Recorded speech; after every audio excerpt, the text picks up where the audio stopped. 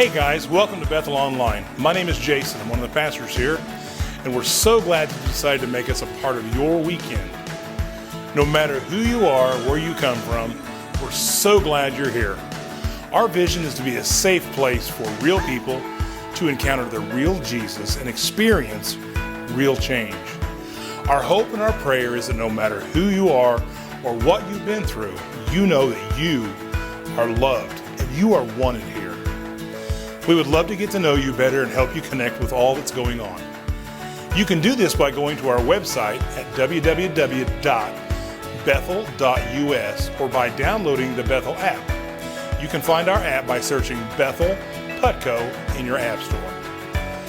Both online and in the app, you can fill out digital connection card. It only takes a minute and it'll help us know how to serve you better. Another way you can connect today is through giving. Your generosity at Bethel directly impacts God's mission to radically change people's lives in Putnam County and beyond.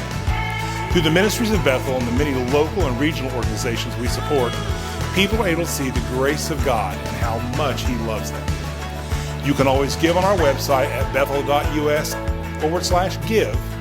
or in the Bethel app. Thank you for partnering with us and making a difference. Well, thanks again for tuning in online today. Know that you are wanted and welcome here, and you are loved. I hope you all have a great day. Good morning and welcome to Bethel Online. Right now, we're in a series called Peace Under Pressure. Pressure can come from every which direction. Some of you are under pressure from a massive event in your life, a tragic event in your life. And those things and those stresses, they can be really tough to overcome. We can find ourselves totally absent of peace. But I don't think that's the only thing that can rob our peace. It's not just the big moments. In my life right now, I can say that the big things are all well. My kids are growing. They're doing well in life. They're doing well in school. Our business is doing well. The church is growing.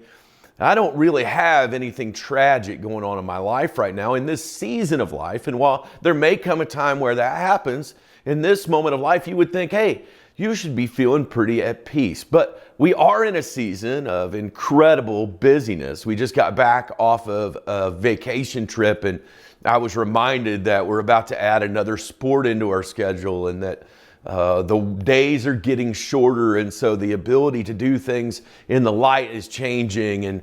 And all of a sudden, I started to feel this pressure coming as I headed home from Texas to Indiana, and I began to just feel overwhelmed.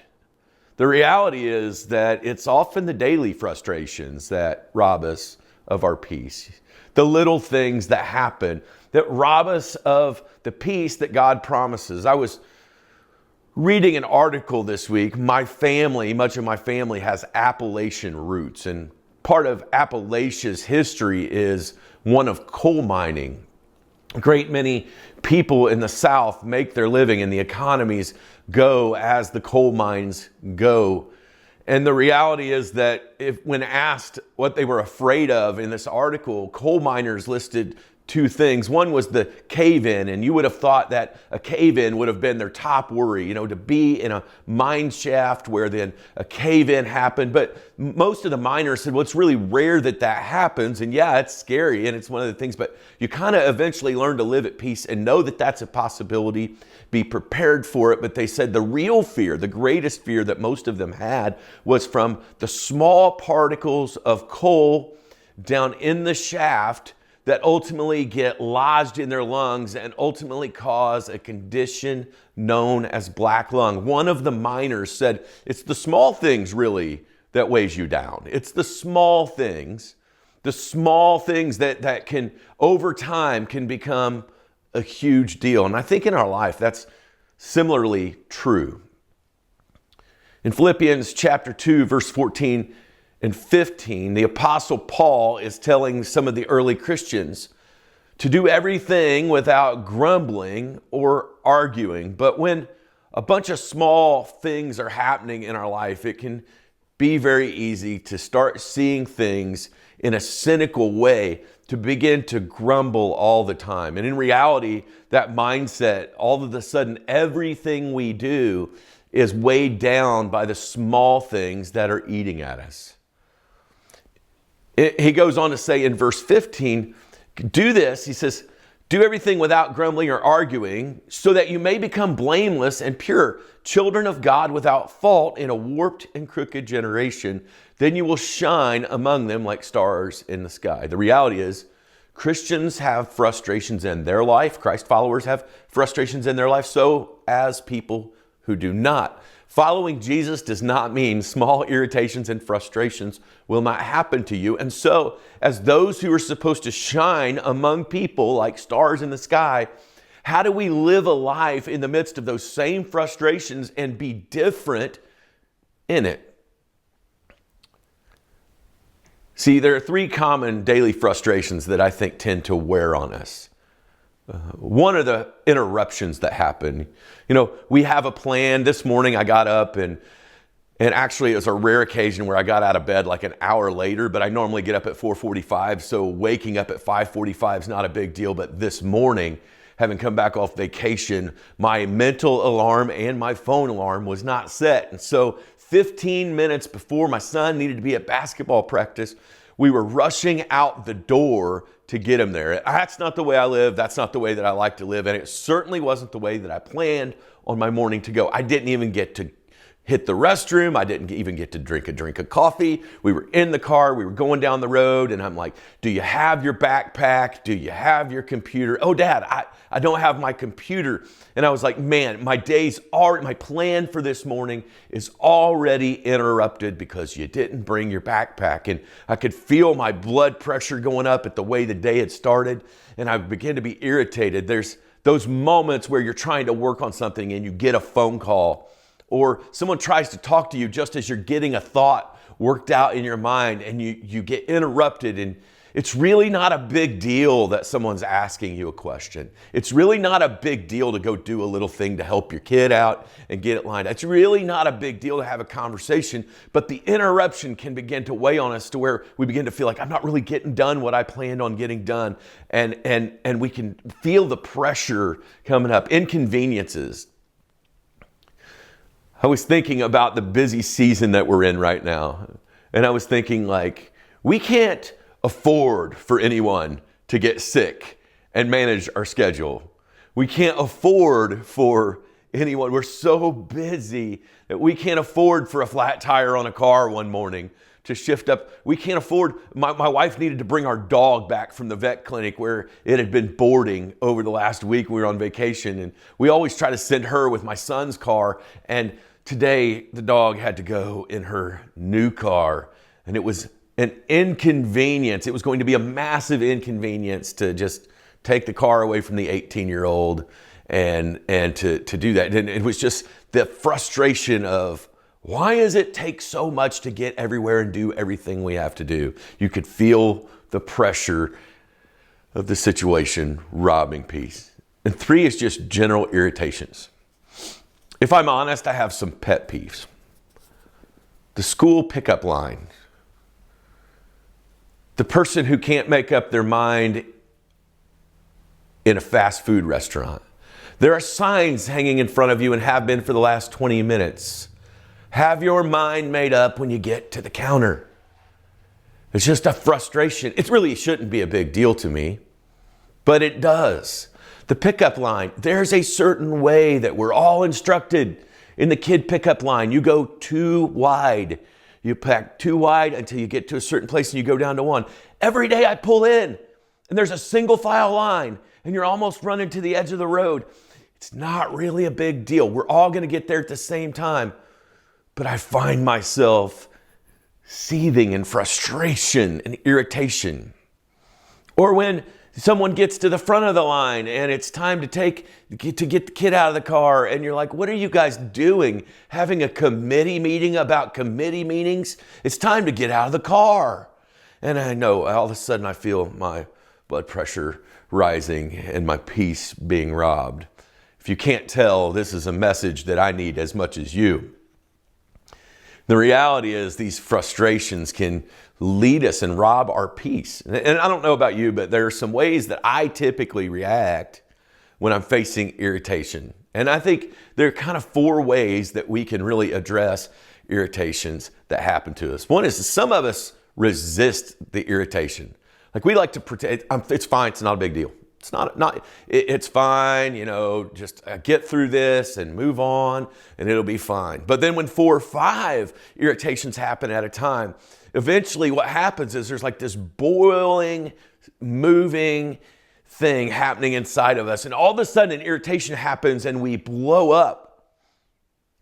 And the reality is constantly trying to address your irritations and your frustrations that are just a part of life for everyone, trying to pretend they don't exist doesn't work, because all of a sudden the weight of ignoring them becomes impossible and we blow up.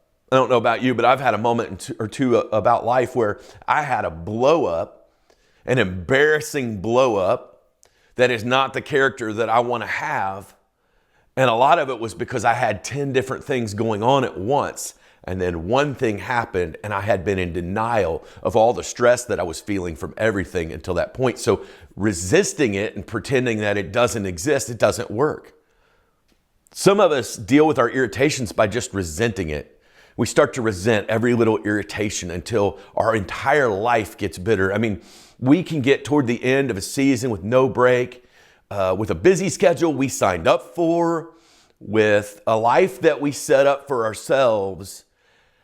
And yet we can begin to resent every little thing that comes up. Like, why does it have to happen this way? Why did practice last 5 minutes too long? Why did this happen? Or of course somebody walked in right as I was leaving work. Of course, I got a phone call right before bed. And the reality is, of course you forgot to do your homework right as we're getting ready to go to bed for the night. And you can get so full of resentment at the irritation that happened to you. And the problem with that is if we take the action of resenting every little thing that happens to us, the next thing you know, every part of our life is bitter. And we're looking for how to be offended and how to be angry, and you know that whatever restaurant you go to, you're going to be mad at it. Whatever school your kids go to, you're going to be frustrated with it. Whatever event you're watching or thing you do or vacation you take, it becomes irritating to you because you're looking for things to be irritated about. It doesn't work, and it robs us of our peace. And some people resign to it, which leads to a life of hopelessness. It's like, well, it never gets better. It doesn't matter. And this is just the way it is. And it leads to this feeling of hopelessness, of constant irritation and no peace. But there's a 4th option I would like for you to entertain today. And that's that some people reduce their irritation. This leads to peace. When I say reducing it, this is when you just don't sweat the small stuff.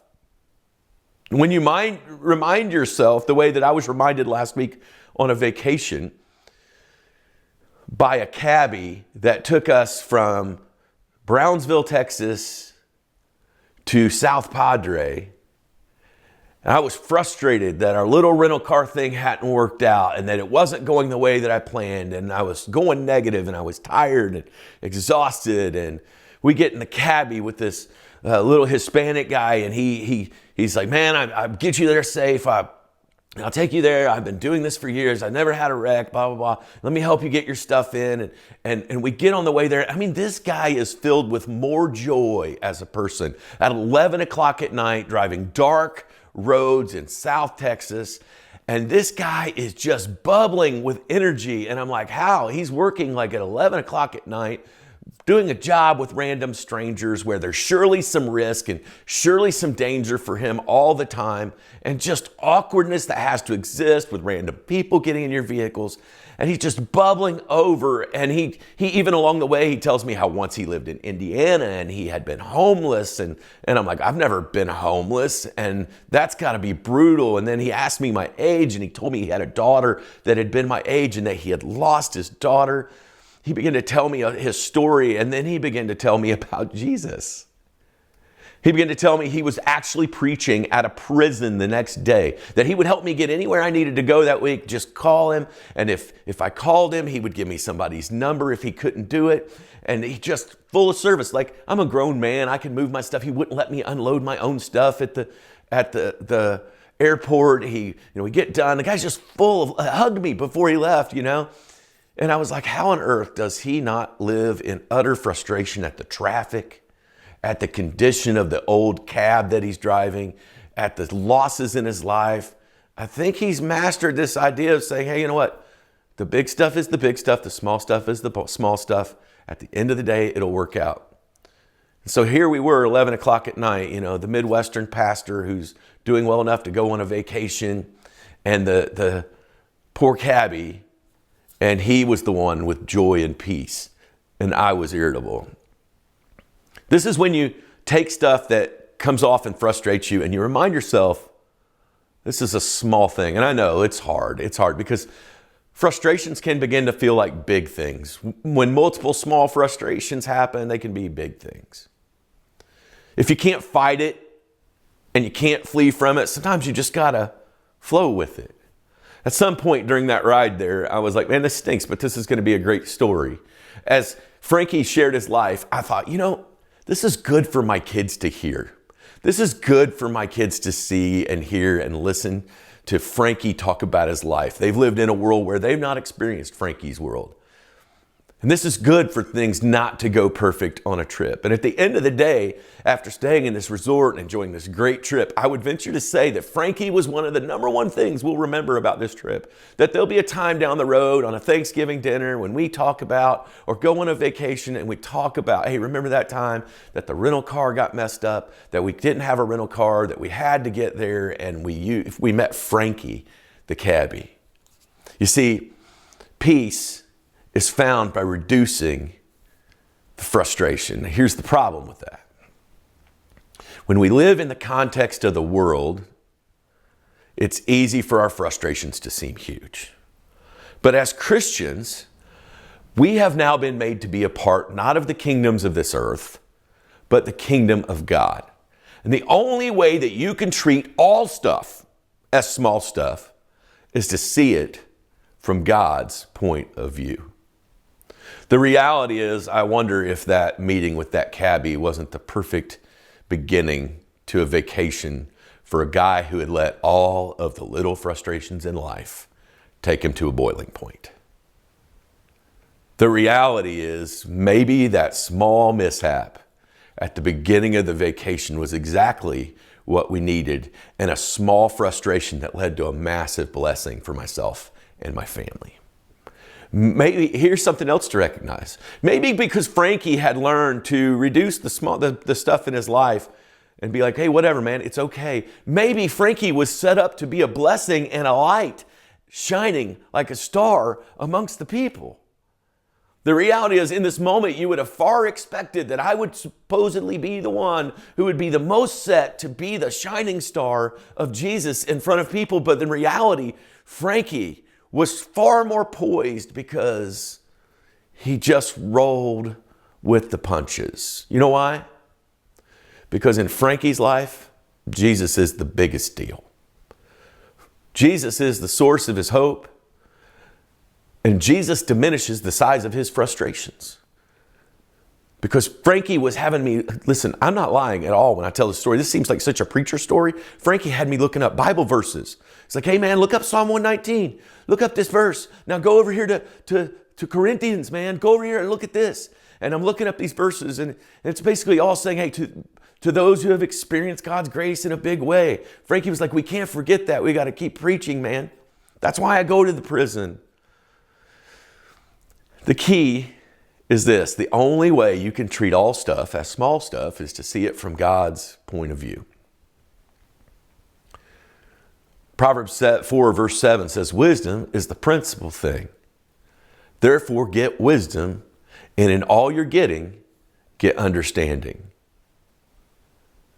Philippians chapter 1, verse 6, Paul is telling the church, hey, being confident of this, that he who began a good work in you will carry it on to completion until the day of Christ Jesus. That there's nothing going on in your life, no frustration, no irritation, or no thing going on in your life that can subvert the call of God on your life, or even God's willingness to help you carry it to completion, even in the midst of frustration. That if you're heading toward the calling of God and the purpose of God in your life, there's nothing that doesn't have to go through the hands of God to impact you. And maybe sometimes it's the frustration that's teaching us a lesson, that's preparing us for the peace that the world needs to see in God's people. It may be the very exercise of irritation is developing perseverance in us, and the kind of perseverance that allows us to go through the big trials and the big troubles and the small frustrations in a way that reflects Jesus to a world that direly needs peace.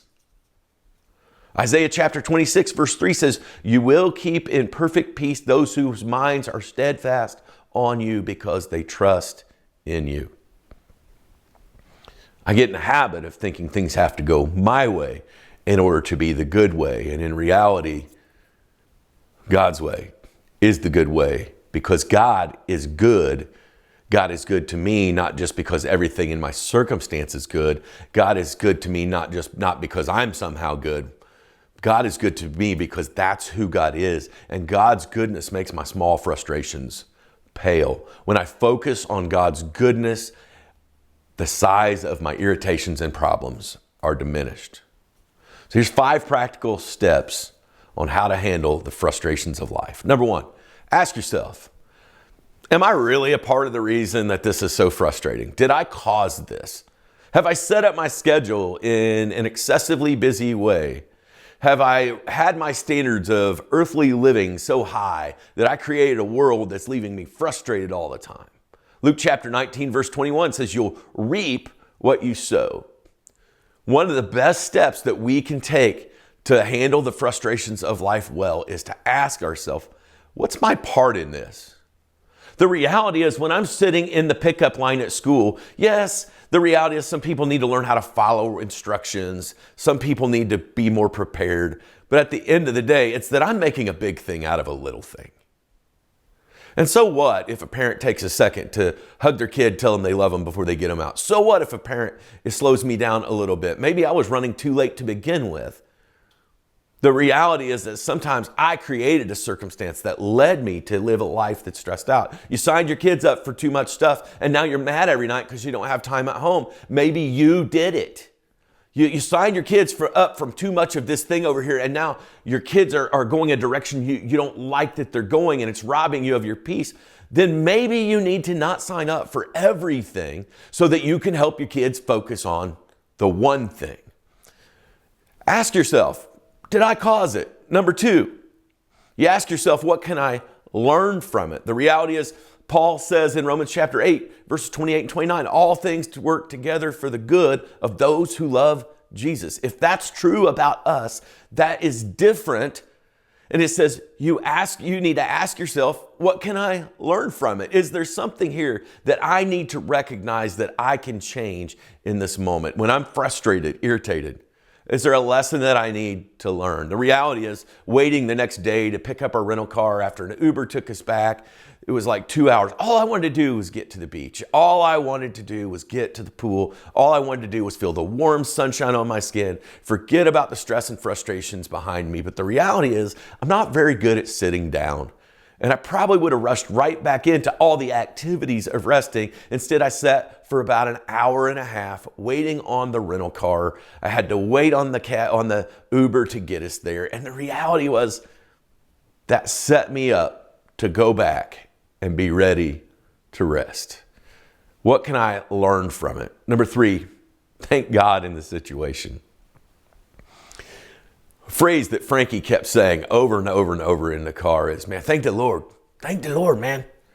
He would say it over and over and over about things. He was even at one point talking about the loss of his daughter. And I was like, Frankie, I'm sorry. And he's like, man, it's okay. I mean, thank the Lord for his blessings on my life. And I was like, I think I would be mad. And I'm sure that he's gone through those moments, but for some reason, he was there that day, thanking God for all the blessings in his life. In everything, give thanks, 1 Thessalonians chapter 5, verse 18. Number 4, turn the frustration into a humor. A cheerful heart is good medicine. That whole night was pretty frustrating to us, and you might be tired of hearing about it, and you might be like, wah, little pastor, you had to get a rental, you had to get a cabbie to take you to your place for vacation. I'd like to have a vacation, man. But the reality was that the little frustrations were a lot, but Frankie kept asking questions, and when he would get excited about something, he would say a phrase that I would never say. He was like, Pastor Nathan, do you like seafood? And I was like, yeah, man, I love it. And he's like, what kind of seafood do you like? And I named a few things that I liked, and Frankie would say this phrase. He would say, oh man, turn me loose. It was, and my kids have been saying, turn me loose ever since. Every time they find something they like or we go somewhere. And the reality is we just found it to be funny that night. And over time, as the time faded from our little frustrations and irritation, we just laughed at, here we are in South Texas, and God is blessing us with this great spirited, loving guy named Frankie that we never would have crossed paths with, who had the most cheerful heart. Number 5, ask God to fill you with his love.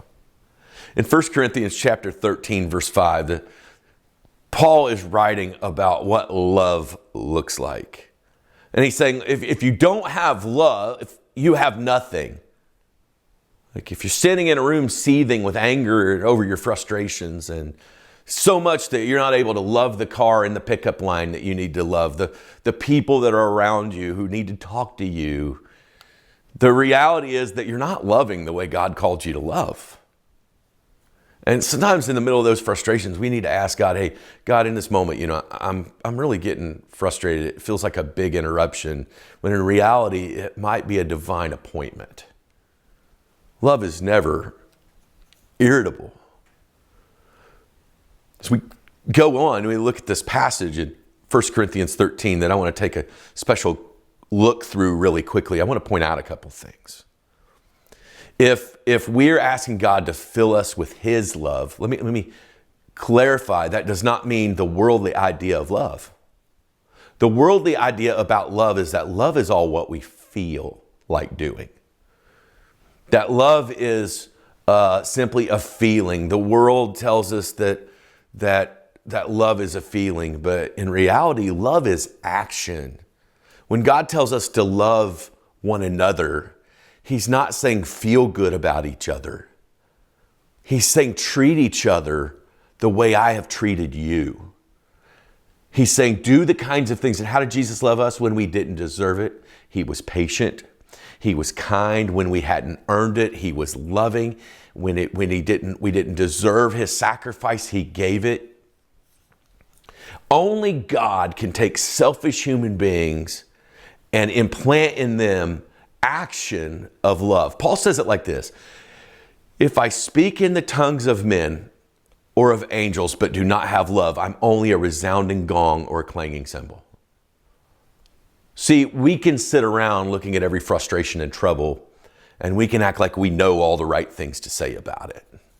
How we need to judge everyone else in it. We can know what we think others should do in every moment. We should know how that car in front of us should be moving forward, even though we don't know what happened in that house that morning. We don't know what other kind of weights people are carrying. We don't know what other kind of barriers people are facing. What he's saying here is that a resounding gong is actually annoying. God's love is drawing to people. The reality is that we can get on Facebook and post our little Christian things and our Christian opinions, but we're not loving people. We're just making a bunch of worthless noise. We're supposed to be, as the passage earlier said, a shining star. God's people should be different in frustration. Our behavior should look different. Our actions should be different. When the kids' game isn't going as we plan, we should reflect Jesus.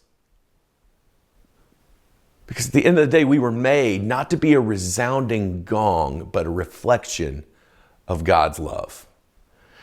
He says, if I have all these gifts and can fathom all the mysteries and knowledge, if I have faith that can move mountains, but I do not have love, I'm nothing. If I give all I possess to the poor and give over my body to hardship that I may boast, but do not have love, I gain nothing. Love is, and then he starts listing what love is. And just look at these things that he says love is. They are not the things that come out of us when we're overcome and overwhelmed, resenting, resigning in our frustrations. They're actually the things that happen when our eyes are on Jesus. Our love becomes less about how we feel and more about a reflection of God's patience, His kindness. It says it does not envy, it does not boast, it is not proud, it does not dishonor others, it is not self-seeking, it is not easily angered. It keeps no record of wrongs. Love does not delight in what is wrong, but rejoices with the truth. It always protects, it always trusts, it always hopes. Love always perseveres. My friend, don't let your frustrations rob you of your calling, which is to love one another and love your neighbor. And to love God. The reality is we can allow our frustrations to cause us to distance ourselves from a good God. Love never fails, but where there are prophecies, they will cease. Where there are tongues, they will be stilled. Where there's knowledge, it will pass away. For we know in part and we prophesy in part, but when completeness comes, what is in part disappears. When I was a child, I talked like a child. When we act out of our frustrations, with resentment and frustration, what we look like is the same way a child looks like when they're frustrated. God has called us to maturity. He said, when I became a man, I put the ways of childhood behind me. For now we see only a reflection as in the mirror, but then we shall see face to face. That alone should be enough to give us a different perspective of our daily frustrations.